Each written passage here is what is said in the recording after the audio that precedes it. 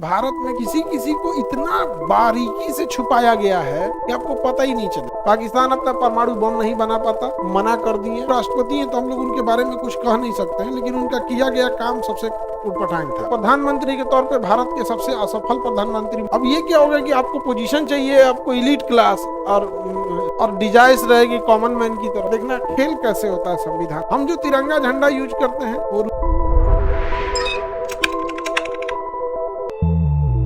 महाभियोग की सदन से प्रारंभ होगा, किसी भी सदन से प्रारंभ होगा।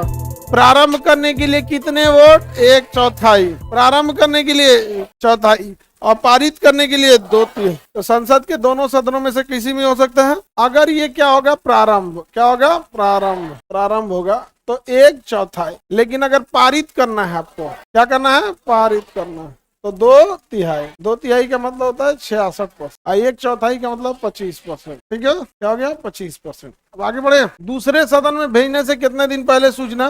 दूसरा सदन को भी अगर पारित करना है तो 2/3 वोट। अब तक किसी राष्ट्रपति पे महाभियोग लगा है भारत में? तो अभी मोशन भी स्टार्ट नहीं हुआ, मतलब इसका प्रस्ताव प्रारंभ भी नहीं किया गया, क्योंकि भारत के राष्ट्रपति बहुत बड़ा पद और बड़ी जिम्मेदारी का पद होता है। वहां पे जो भी बैठा है बड़े अच्छे से अपने पदों को निभाया है। तो सब अलग अलग होते हैं, सबका अपना अपना रोग।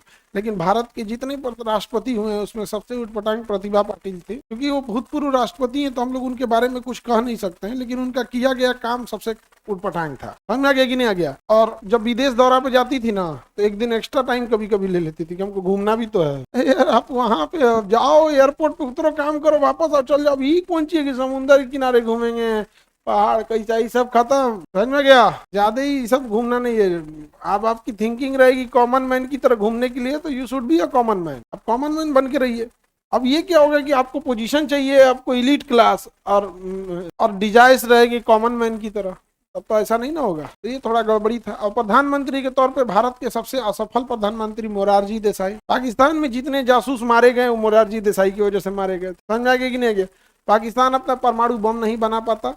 भारत की रॉ एजेंसी ने मांगा था इनसे, मोरारजी देसाई से, कि हमको $50,000 का बजट चाहिए ताकि हमको रिश्वत देना है। मना कर दिए और आज पाकिस्तान परमाणु बम संपन्न नहीं तो बहुत आगे तक चले। सबसे उटपटांग कौन रहे थे? मोरारजी देसाई। लेकिन भारत में क्या है ना कि किसी किसी को इतना बारीकी से छुपाया गया है कि आपको पता ही नहीं चला। इतनी बारीकी से छुपा दिया, अलग डिजाइन का। यहाँ पे हम जो तिरंगा झंडा यूज करते हैं वो रुकैया तैयब का है। अभी इसमें पढ़ेंगे। पिंगली वेंकैया में चरखा था, तो गांधी जी वाला चरखा। तो क्या हम लोग के झंडा में चरखा है अभी? जो अभी यूज करते हैं वो रुकैया तैयब वाला, उसको एकदम बारीकी से साइड हो गया है, पता ही नहीं चला। तो अब हम लोग देखते हैं इसमें टफ क्या होता है, समझिएगा ध्यान। इसमें जो बच्चे लोग, देखना खेल कैसे होता है संविधान। और आप समझिएगा कि अम्बेडकर साहब कितने होशियार। ये 2/3 बहुमत चाहिए, ठीक है। अब अगर हम ये कह दे कि हमको कोई नियम पास करना है तो 2/3 बहुमत आप लोगों से पूछ के करना, ठीक है। लेकिन हम चाहें कि कोई ऐसा नियम लाएं जो गलत है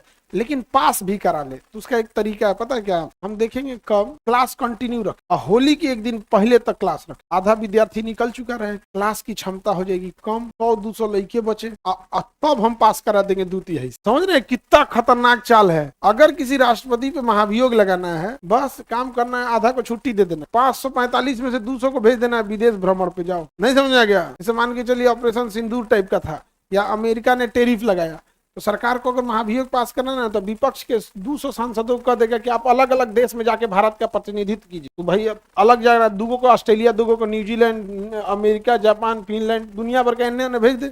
200 सांसदों को हिला दिया। अब बचे हुए सांसदों से 2/3 से पास करा दी, 2/3 से पास करा दी। अब बताओ खतरनाक है कि नहीं? ये होता है माइंड गेम। समझा गया? अम्बेडकर साहब के सामने माइंड गेम चलेगा। अम्बेडकर साहब ने कहा कि ये 2/3 जो बहुमत है ना, ये कुल सदस्यों का 2/3 होना चाहिए, उपस्थित का 2/3 से हमको मतलब नहीं है। कोनो मर गया, छुट्टी पे गया, विदेश में गया, उससे मतलब नहीं। हम 2/3 जब निकालेंगे, 66% निकालेंगे, तो उपस्थित 66% का हमसे मतलब नहीं है।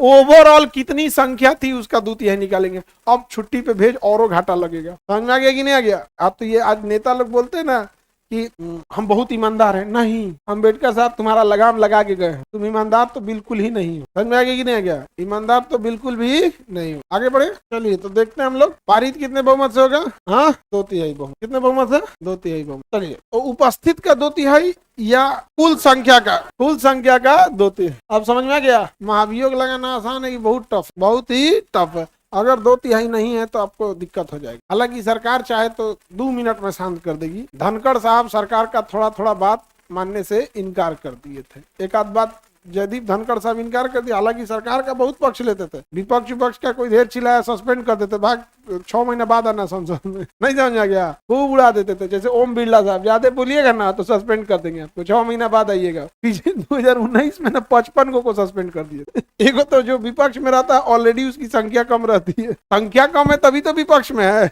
और उसमें से हमारे बिरला साहब 55 को क्या कर दिए? सस्पेंड कर दिए, भाग यहाँ से। बिरला साहब बहुत ही सब मामले में आगे हैं। इसीलिए ना बिरला साहब से कहते हैं कि महाराज आप पूरा देश देख रहे हैं, आपके नाक के नीचे आप जहाँ से जीत के आते हैं कोटा, वहां सबसे ज्यादा कोचिंग माफिया बैठे हैं, पेपर लीक वहीं से कराता है सब, इतना कमा कमा के बैठा है। उस तो अपना नहीं देखते हैं।